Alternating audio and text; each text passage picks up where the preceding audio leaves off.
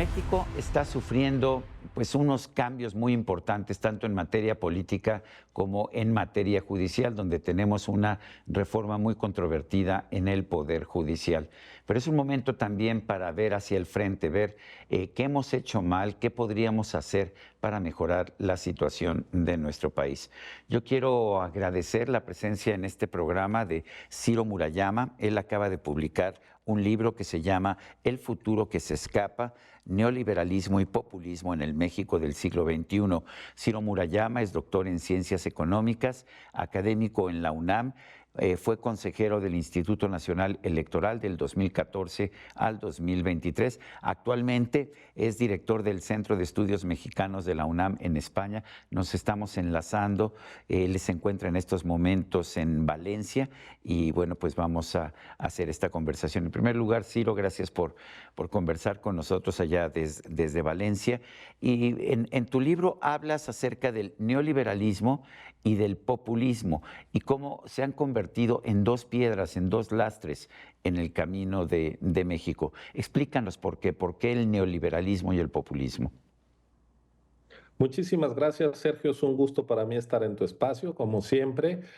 Y lo que quiere hacer este libro es un recuento de qué nos ha pasado como país, porque si volvemos la vista atrás, podemos ver que al inicio del siglo XXI México era un país que gozaba de un viento favorable. Logramos una transición de gobierno democrática, pacífica, votada. Habíamos acabado ya un conjunto de reformas económicas para lograr una economía abierta y de mercado sin los desequilibrios que nos afectaron el siglo pasado y además teníamos una gran oportunidad que nos daba la población. 2 de cada 3 mexicanos y mexicanas estaban en edad de trabajar y de producir riqueza y no de ser mantenidos. Entonces teníamos democracia, economía abierta y de mercado y bono demográfico. 25 años después, el panorama es por lo menos decepcionante. Estamos volviendo a un sistema autoritario a ritmos muy acelerados. Tenemos una economía estancada que no crece, que no genera el suficiente bienestar y la población entra ya a una fase de envejecimiento muy acelerada. Entonces, en vez de bono demográfico, tenemos una suerte de pagaré demográfico. ¿Cómo es que un país que pintaba tan bien acabó extraviado en su senda de desarrollo? Es lo que yo me pregunto. Y creo que hay dos fuerzas que aunque aparentemente son antagónicas, al final se han reforzado. Una es el neoliberalismo entendido como una manera de gobernar muy poco sensible a las exigencias y necesidades de la población. Y sobre ese tipo de gobiernos con poca sensibilidad social y con pocos resultados en materia de bienestar, se sumó un populismo autoritario que está destruyendo lo que habíamos logrado edificar como sociedad en términos de división de poderes, contención al propio gobierno y a sus excesos. Es decir, el populismo está destruyendo los avances en materia de derechos y libertades, pero lo hace porque encontró un terreno fértil que fue el del desencanto con la democracia. Por eso yo me atrevo a decir, quizá de manera muy drástica, pero así lo veo, que el neoliberalismo fue el huevo que permitió el veneno de la serpiente populista. Y México se merece retomar una senda de desarrollo, de democracia, que no esté en alguno de estos dos extremos, ni en el del populismo autoritario ni el del neoliberalismo insensible con la calidad de vida de la población. Ciro, dame algunos ejemplos de este neoliberalismo que dices que después desencadenó la serpiente del populismo. Por ejemplo, el hecho de que se haya mantenido muy castigado el salario mínimo, que en los últimos años se recuperó y permitió reducir la pobreza e incluso la desigualdad, uno se pregunta por qué los gobiernos de la democracia no tuvieron, los primeros del PAN, e incluso del PRI, la sensibilidad para mejorar los salarios de la mayoría de la población. ¿Por qué no se hizo un esfuerzo en redistribución? ¿Por qué bastaba con tener indicadores macroeconómicos nominales para que nos sintiéramos tranquilos, aunque era evidente que no estaba disminuyendo la pobreza de manera drástica? Y la verdad es que una democracia que no genera bienestar entre la población es una democracia que no genera legitimidad. Y ese hartazgo de mucha gente, esa sensación de que el gobierno solo ve para sí mismo y no se preocupa por la mayoría, es lo que llevó a López Obrador a tener una frase que yo creo que fue muy afortunada en términos discursivos, aunque luego no la respetó, de por el bien de todos, primero los pobres, y él, una vez en el poder, a lo que se dedicó fue a las transferencias monetarias que no generan desarrollo, pero también a una destrucción de cosas que sí valían la pena, como el seguro popular, como la vacunación y la educación pública. Es decir, el neoliberalismo dio lugar, sin que eso justifique la obra del populismo, pero sí son dos etapas que siguieron una a otra y que tienen en común el perder la brújula del desarrollo. A toda esta insensibilidad social hay que sumar un problema mayúsculo que cruza a los dos tipos de gobiernos, que es el deterioro de la seguridad pública y lo que eso genera en el ánimo social, que es mucha desconfianza, mucha reticencia e incluso cierta simpatía con salidas autoritarias, como está pasando también en otros lugares del mundo. Dice la presidenta Claudia Sheinbaum, sin embargo, que pues hoy vivimos en el país más democrático sobre la faz de la tierra. Esto se debe a las reformas políticas y a la reforma judicial que ha hecho la 4T, primero con López Obrador y ahora con la presidenta Sheinbaum. ¿Qué opinas? Yo creo que tenemos un poder que es muy autocomplaciente y ahí están los datos. México, en cualquier informe sobre la situación del sistema político y la democracia que se ha hecho de manera imparcial, está cayendo peldaños, está deteriorándose, sea el índice del The Economist, sea el Latino Barómetro, sea Idea Internacional, lo que estamos viendo es que todos esos componentes de un ecosistema democrático están en riesgo. División de poderes, transparencia, respeto a la libertad de prensa, respeto a la sociedad civil organizada. Lo que tenemos es un discurso que es cada vez más persecutor de la discrepancia, de la disidencia y del pluralismo.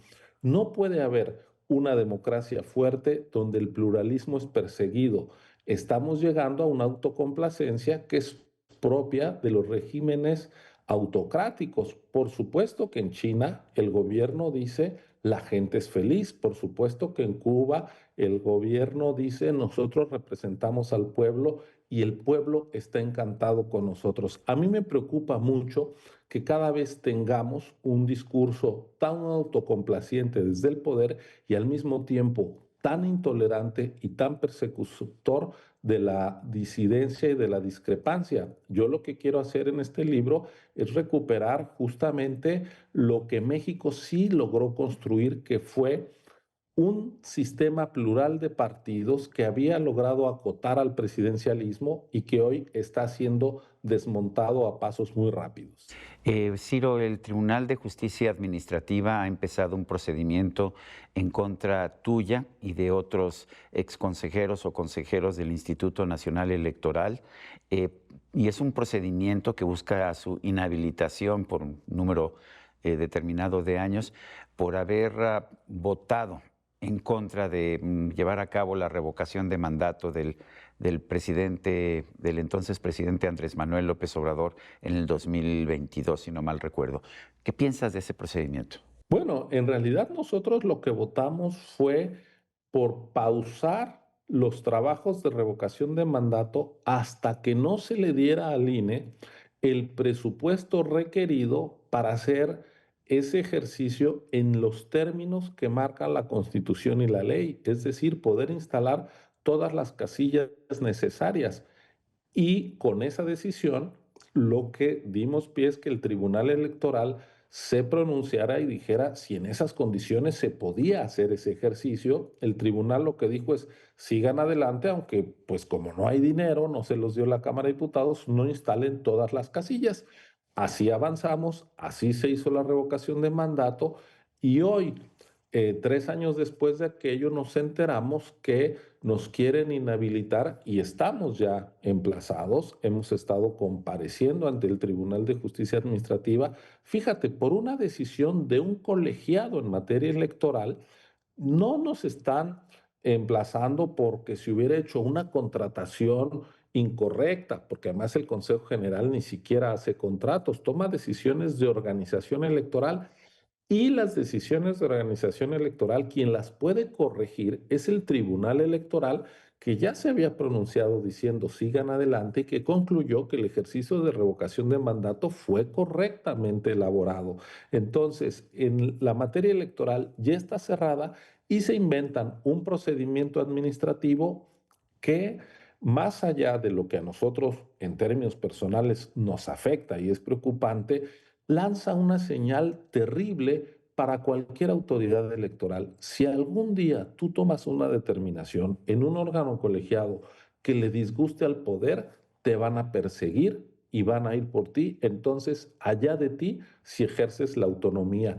Creo que es una muestra del deterioro democrático, del avance autoritario que día con día se va instalando en nuestro país. Es una pésima noticia. Nunca había pasado que alguna decisión del INE o antes del IFE fuera atacada y sus integrantes perseguidos por un tribunal de justicia administrativa. Yo creo que esta es una muestra más de la involución política que está viviendo nuestro país con el gobierno anterior y con el actual gobierno. ¿Es una venganza, Ciro, en contra tuya y de otros consejeros que actuaron con independencia? Es una venganza contra nosotros y también es una señal ominosa para toda aquella persona que crea que su deber es aplicar la ley y proteger los derechos políticos de la ciudadanía. Lo que te están diciendo es, si tú tienes un cargo, no tienes que organizar las elecciones para asegurar que sean limpias, que la ciudadanía se pueda expresar correctamente, que tenga una casilla cerca para votar. Tú lo que tienes que hacer es obedecer. Y si en tu conciencia, como fue nuestro caso, lo que prima es el sentido del deber, de la ley y la obediencia al poderoso, ese poderoso no te lo va a permitir y te va a perseguir. Yo tengo la conciencia tranquila y estoy convencido de que esto es en efecto un intento de amedrentar, un intento de acabar con todo aquello que sea independencia y libertad de funcionarios públicos que no estén al servicio del poder en turno. Ciro Murayama, gracias por invitarnos a leer tu libro, el futuro que se escapa, un libro sobre el neoliberalismo y el populismo en el México del siglo XXI. Gracias, Ciro. Gracias a ti, Sergio. Y a usted, amigo, que al vernos y escucharnos hace posible este programa, se lo agradezco también. Esto es todo por hoy, pero no se le olvide. Nos vemos la próxima.